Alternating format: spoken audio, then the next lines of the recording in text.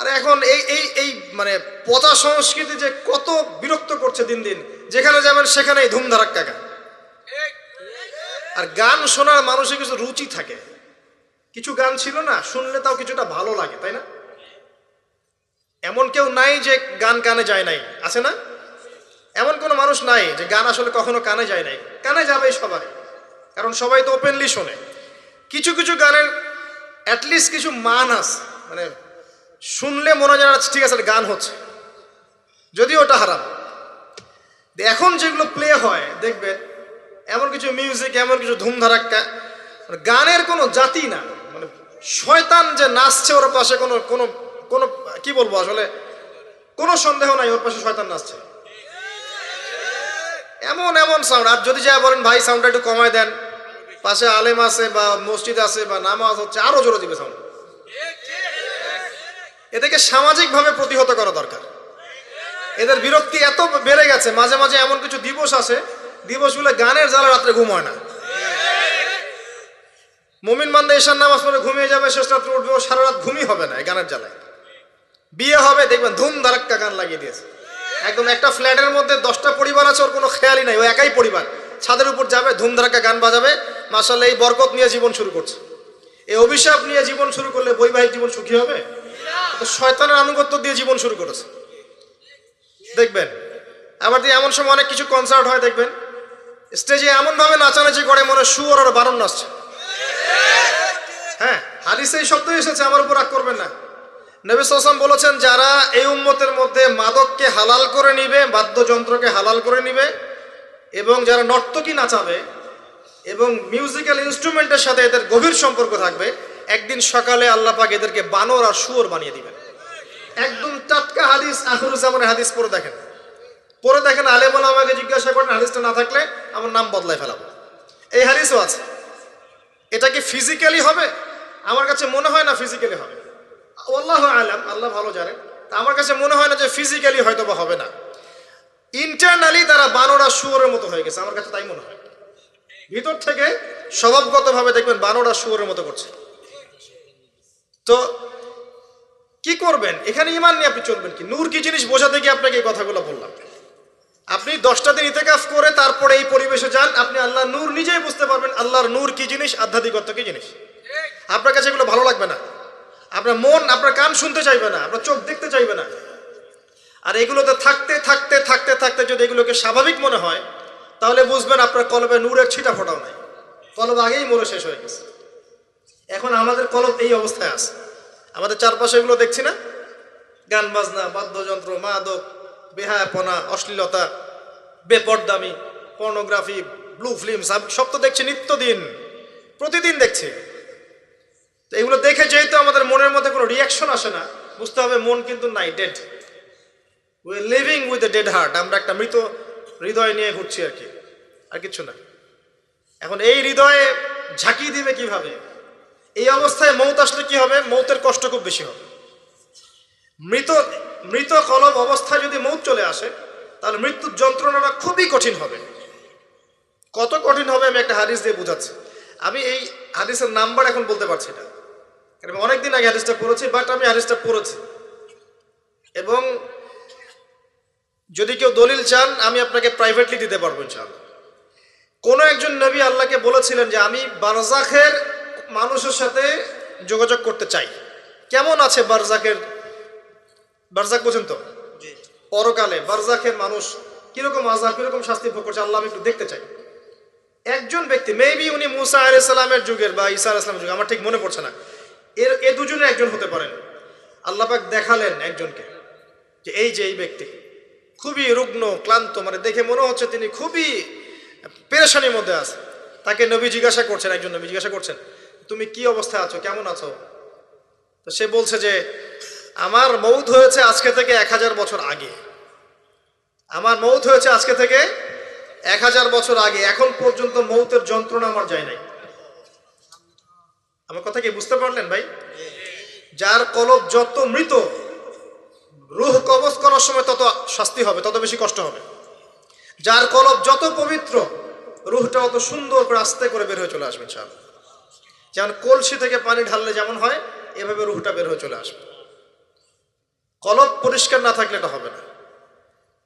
এগুলো আধ্যাত্মিক মারেফতি কথা নয়, কিন্তু বিষয়টা এই যে আমরা অনেকে আবার এগুলোকে বানিয়ে দিয়েছি পীর মুর্দি, তাই না?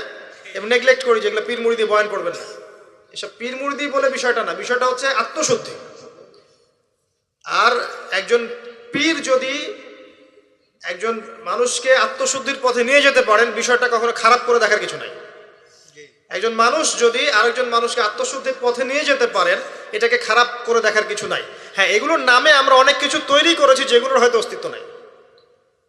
এটার নামে আমরা অনেক কিছু তৈরি করেছি, নিজেরা বানিয়ে নিয়েছি। এগুলো হয়তো আপনি বলতে পারেন যে হ্যাঁ এগুলো সুন্নাহসম্মত হচ্ছে না ইত্যাদি, কিন্তু আত্মশুদ্ধির এই প্রক্রিয়াটাকে আপনি ডিসকারেজ করতে পারেন না।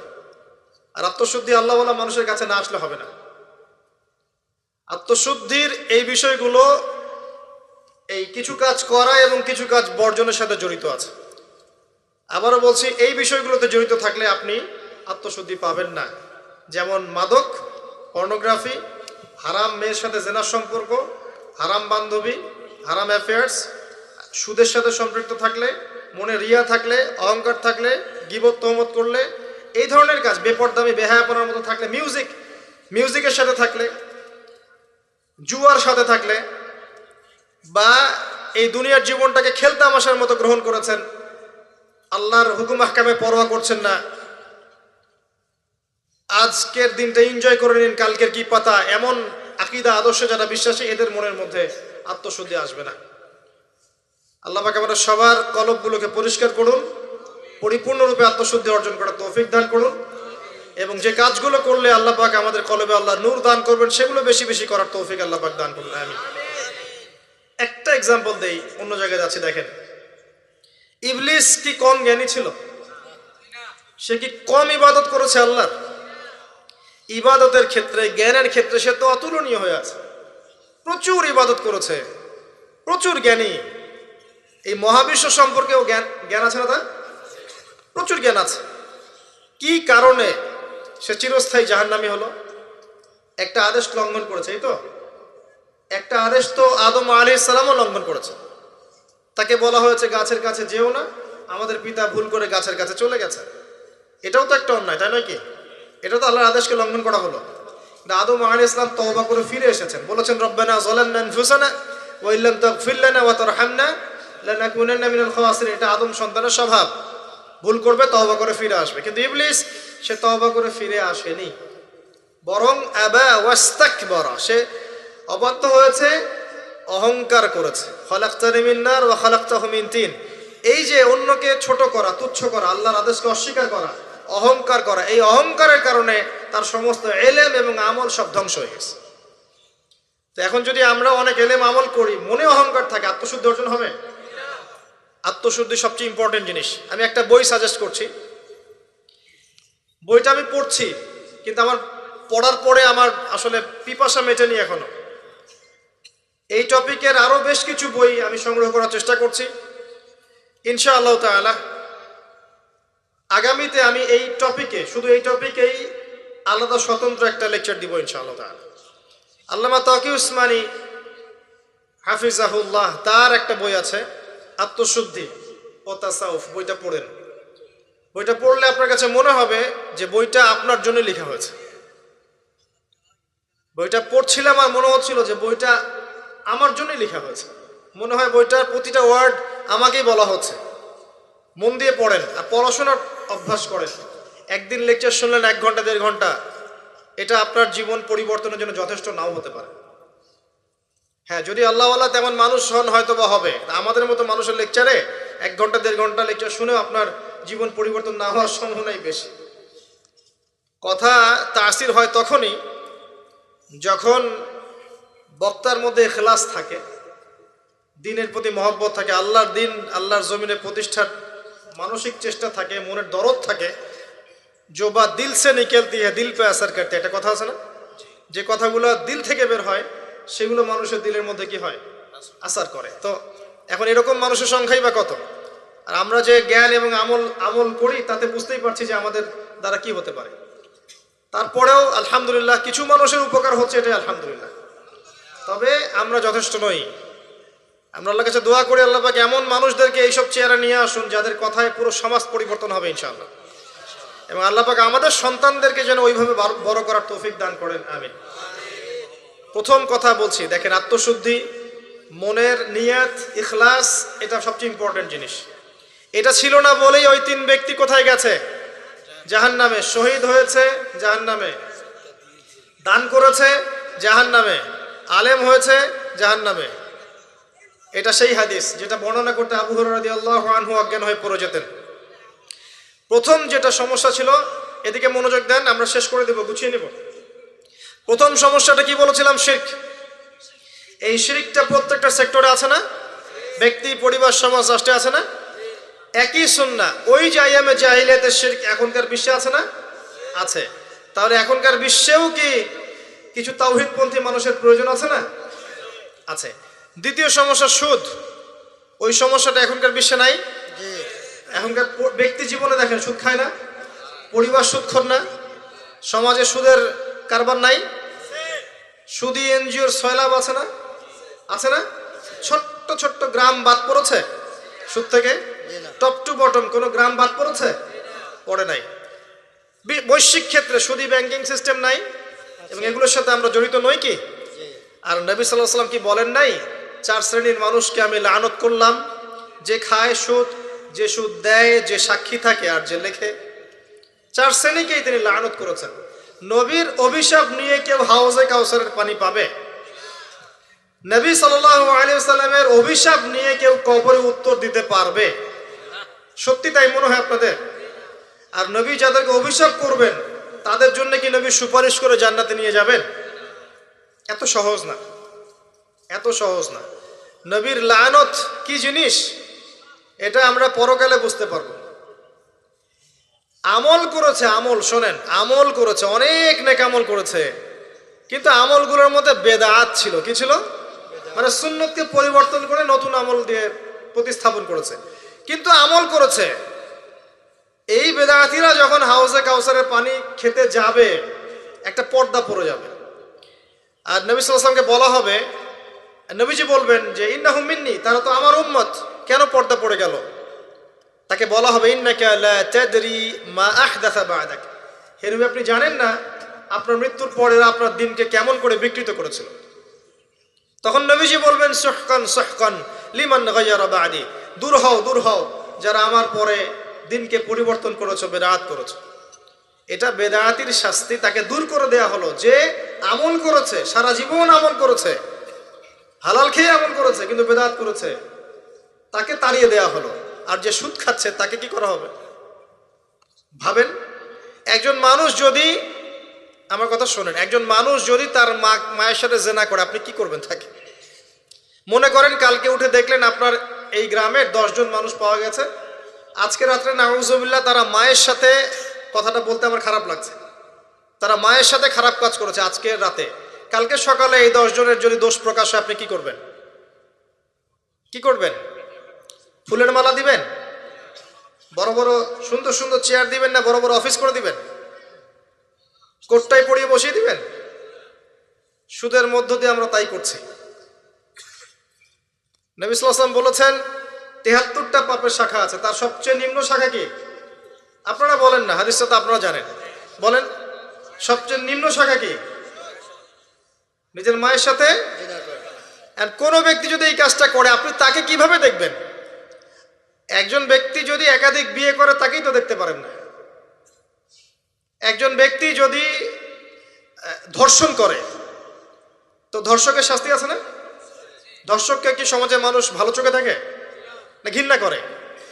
এমনকি দেখা যায় যে মজলুম মেয়েটার উপর অত্যাচার করা হয়েছে, ওরই তো সারা জীবন বিয়ে হয় না, এমন হয় না? কত বড় ফলাফল সমাজে বয়ে নিয়ে আসে, তাই না? এখন একজন ব্যক্তি যদি মায়ের সাথে জেনা করে, আপনি তাকে কি করতে চাইবেন? নবীজি বলেছেন সাল্লাল্লাহু আলাইহি ওয়াসাল্লাম, আপনার নবী, আপনারই নবী, যাকে কবরে দেখানো হবে আপনাকে, তিনি বলেছেন যে এর 73টা পাপ আছে রিবার, তার সবচেয়ে নিচের পাপ হচ্ছে নিজের মাকে বিয়ে করা। নবীর সাথে ডিল করেন, এখন আমার সাথে প্লিজ রাগ হবেন না। কিয়ামতের মাঠের জন্য অপেক্ষা করেন, আল্লাহ নবীর সাথে আপনার সাক্ষাৎ হবে, সেদিন তাকে জিজ্ঞাসা করবেন কেন আপনি হাদিস বলে গিয়েছিলেন। আপনি সমাজকে পিছিয়ে দিয়েছেন, অর্থনীতিকে পিছিয়ে দিয়েছেন। এই হাদিস কেন বলতে গেলেন? এটাই তো অর্থনীতির সমৃদ্ধির একমাত্র পথ পদ্ধতি, তাই না? রিবা, এই হচ্ছে রিবা। আর সবচেয়ে উঁচু শাখাটা কি তাহলে? এটা আপনি পাবেন সূরা বাকারায়। কোন সূরায়? আয়াত নাম্বার 279 থেকে শুরু করে পড়া শুরু করবেন, দেখবেন ওখানে আল্লাহ পাক বলেছেন, ইয়া আইয়ুহাল্লাযীনা আমানু, হে মুমিনগণ, ইত্তাকুল্লাহ, আল্লাহকে ভয় করো, ওয়া যারু মা বাকিয়া মিনার রিবা, সুদ ছেড়ে দাও, সুদ ছেড়ে দাও। আল্লাহ বলছেন ইল্লাম তাফআল, তোমরা যদি এটা না করো, ফাযানু বিহারবিন মিনাল্লাহি ওয়া রাসূলিহি, তাহলে আল্লাহ এবং তার রাসূলের সাথে যুদ্ধের ঘোষণা শুনে রাখো। এটা সবচেয়ে উঁচু লেভেল। আল্লাহ এবং তার রাসূলের সাথে কারো যুদ্ধ হচ্ছে মনে করেন, কথার কথা, আপনি কার পক্ষ নেবেন? এটা আমরা বলছি ঠিকই, আল্লাহ এবং তার রাসূলের সাথে যুদ্ধ হচ্ছে, কিছু মানুষ তার সাথে যুদ্ধ করছে। মনে করেন রাসূল সাল্লাল্লাহু আলাইহি ওয়াসাল্লাম জীবিত আছেন, একদিকে দাঁড়িয়ে আছেন, কথার কথা, এবং তার অপোজিশনে ধরেন 1 লক্ষ মানুষ দাঁড়িয়ে আছে, যাদের হাতে অত্যাধুনিক মারণাস্ত্র আছে, নবী সাল্লাল্লাহু আলাইহি ওয়াসাল্লামের হাতে কিচ্ছু নাই, তিনি একা মনে করেন, আপনি তার উম্মত। এখন আপনি এই যুদ্ধে কার পক্ষে দাঁড়াবেন? কথা বুঝতে পারছেন? আমরা এখন কার পক্ষে দাঁড়িয়ে আছি জানেন? ওই মানুষদের পক্ষে যারা অস্ত্রশস্ত্র নিয়ে নবীর এগেনস্টে দাঁড়িয়ে আছে। আমাদের উচিত ছিল নবীর পক্ষে, আল্লাহর পক্ষে দাঁড়ানো। আমরা এই রিবার মধ্য দিয়ে তার বিপক্ষে দাঁড়িয়ে আছি। সূরা বাকারা পড়ে দেখেন, এটা আমার কথা না, একটা কথা বানিয়ে বলে নাই, একটা কথা এদিক ওদিক যাবে না ইনশাআল্লাহ। এটাই লেখা আছে কোরআনে, ওয়াইল্লাম তাফআলু ফাযানু বিহারবিন মিনাল্লাহি ওয়া রাসূলিহি। যে কোনো আলেমকে জিজ্ঞাসা করেন, যে কোনো মাযহাবের, এই কথাই বলবেন, যদি সাহস থেকে থাকে, সৎ সাহস।